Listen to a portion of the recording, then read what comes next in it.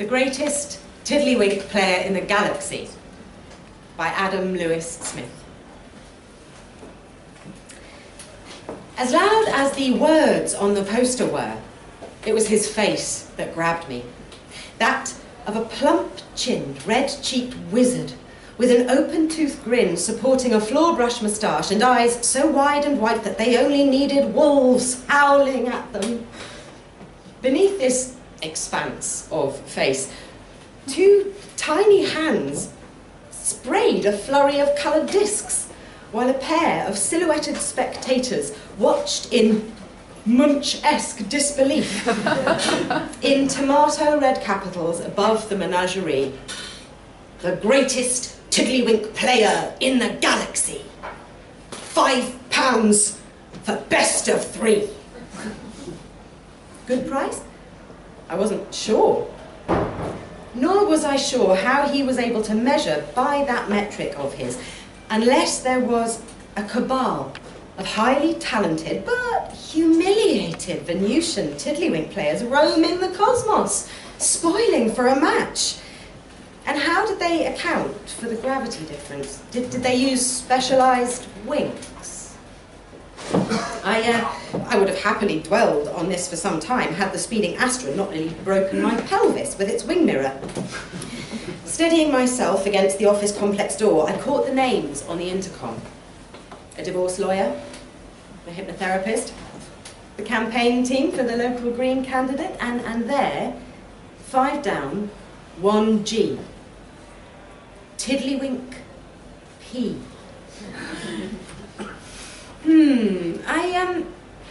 I had £7.20. The meeting was at 2, it was 1:45. Karen was usually late and I was always early. This was an itch I could afford to scratch. Punch the button for Mr. Player. A stern voice buzzed through. Room 209. The room was carpeted a well-trodden aquamarine. A long table held the centre, draped with a balloon-printed party cloth and a large patch of green felt, topped with a plastic cup. The ghosts of old books lingered in a dry odour. Silence, save for the hum of traffic. Magnifique! The door thumped shut. Somewhere, a tinny, triumphant pomp and circumstance blared as a plume of coloured fabrics whirled past my shoulder, materialising at the table in the form of the Player, arms aloft in a long, ill-fitting cloak speckled with multicoloured circles. Welcome, he boomed. Stranger in a strange land, I see. No woman of winks. No hand for the squidge, these. Rather a lady of a business. But winks are my business, a good lady. And business is excellent. And mine, the finest among men.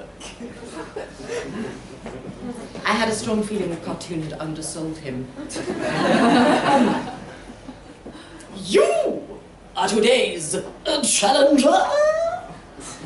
He lunged forward, lowering his body and circling me like a hyena, his cloak tails dragging on the carpet. Do I have sport?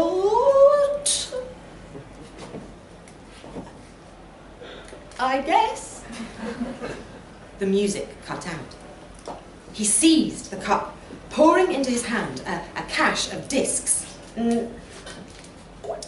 bringing them to his nose and breathing deep. My bow and arrow, my shield and sword. You play here? Here, there, everywhere. Homes, fairs, tournaments, followed each way by my local team. My manager, my promoter, my financier, my coach. He motioned to the door Confused, I turned and I doubled back at the sight of 4 men, all in the same costume as his, only with aviator-shaded faces that regarded me like I'd walked something in. We're thirsty for practice. The Middlesex Open starts in 3 weeks. The most prestigious tiddlywink tournament this side of the channel. I've participated twice myself, and twice I've emerged victorious, as my spoils would say for themselves, if they could. A sweep of his arm directed my attention to a small glass cabinet on the far wall, wherein squatted 2 matte bronze trophies the size of milk cartons. Oh, is that my assistant, Gladys?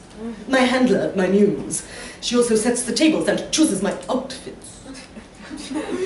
I couldn't tell what he meant until I realised that the grinning cardboard standee of a circus trapeze artist propped next to the cabinet was a real person. I just came up here out of curiosity and, oh, I don't even know the rules. I'll teach you. Yes, a student. How would you like to take the role of my apprentice, disciple, successor? Now, my intrigue was waning, but he was already measuring his flight path. I was handed my squidger, as he called it, and my winks were laid out. He played first. With a click, the wink flew in a neat arc straight towards the cup, spinning on the rim before dropping daintily. His team applauded as he took a bow. I wondered if the game was already over before he motioned for me to take my turn. I'd played a good deal of pool in the student bar back in university. And as the first wink flew free from the squidger's grip with a satisfying pop, warm memories of cheap beer and terrible dance music flooded back. The memory was cut short by a gasp. The wink had flown clean into the cup. Ah, he nodded slowly.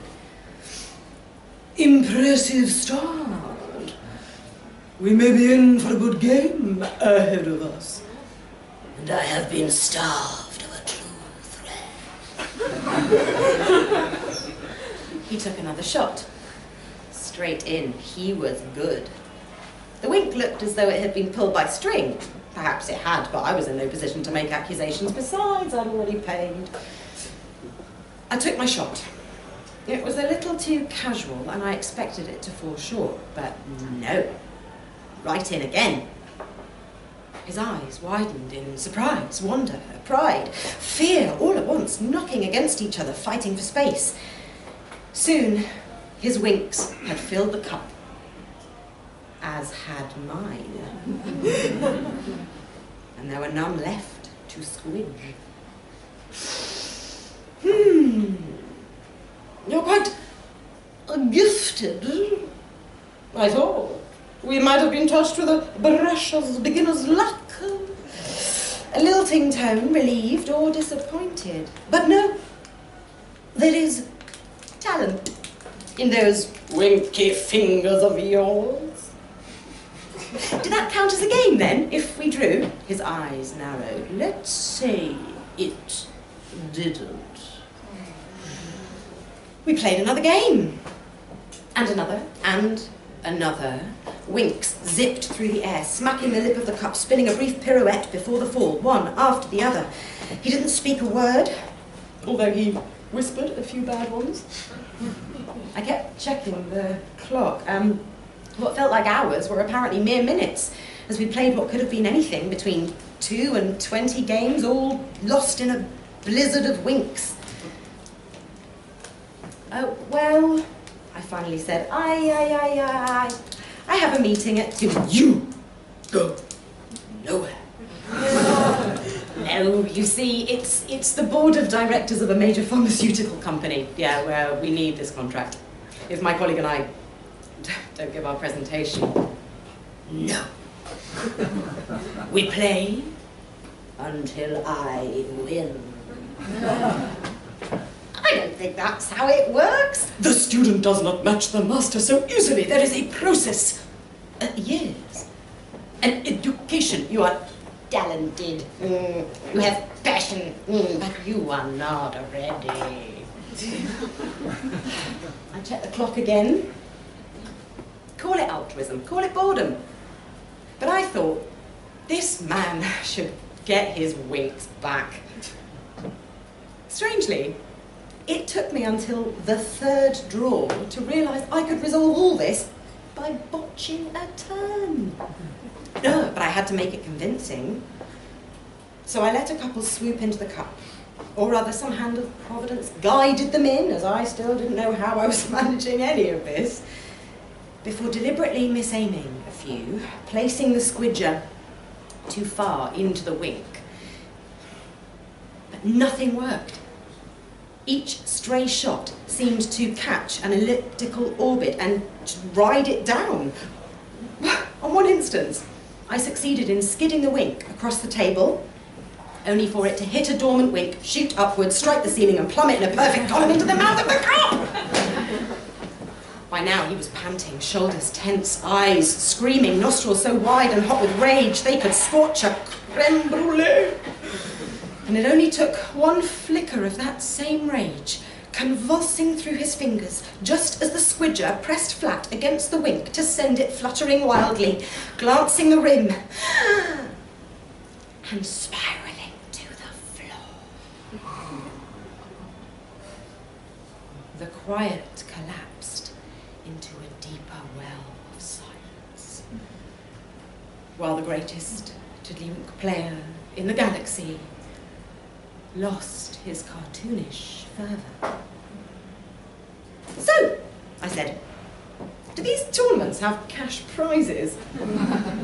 His shoulders fell. Enough, he gasped. No more. Hang on, we can play again. I only won one game. One again! He cried, crumpling in agony. What is one thrust of the sword to a gladiator, if it be the thrust that cuts through his heart? One move of the pawn, that which checkmates the king. One, you said you wanted to train me. Yes, but you weren't supposed to. To? So when?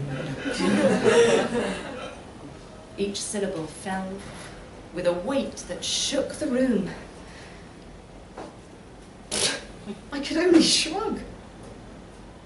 You probably should have mentioned that earlier.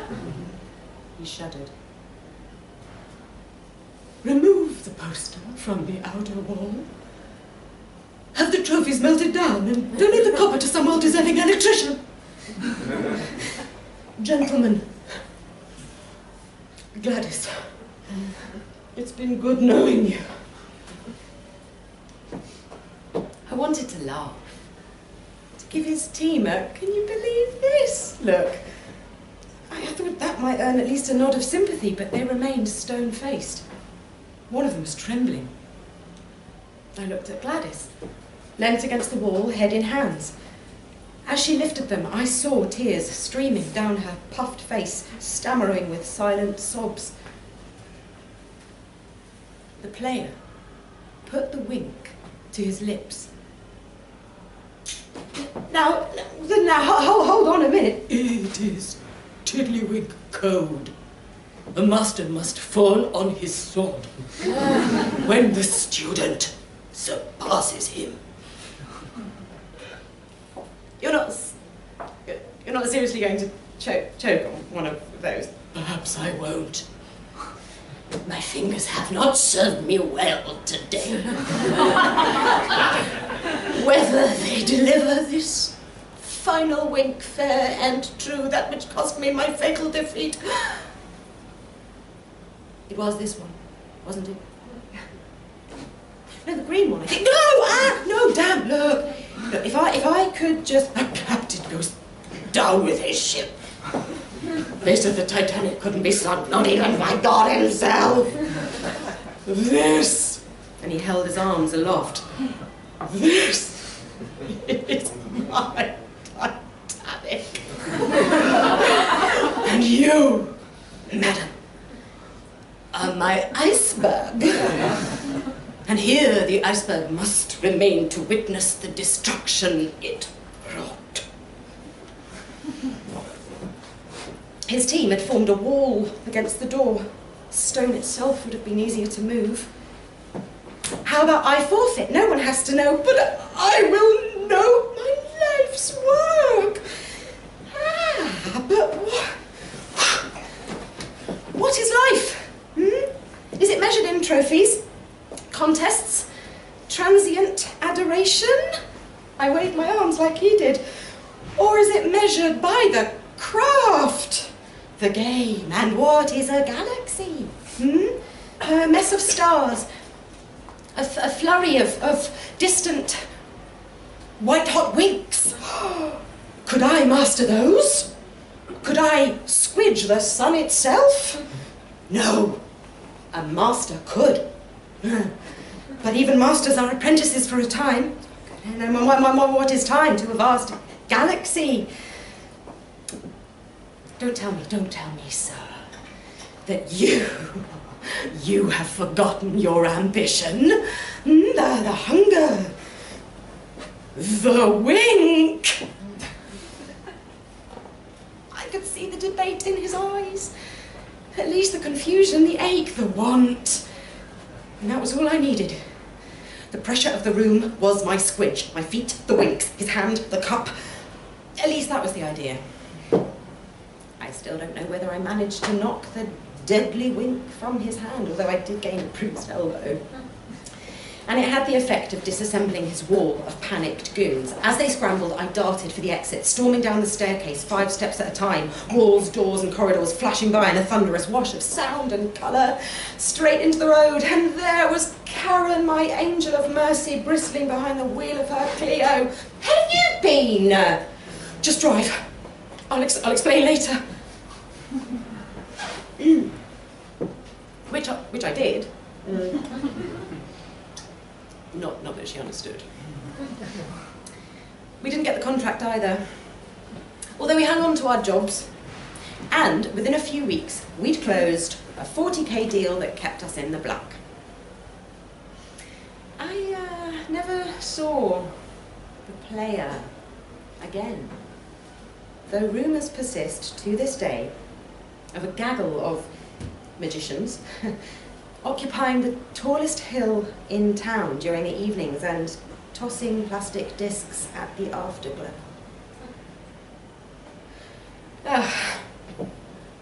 As for myself, I'll see you in Middlesex.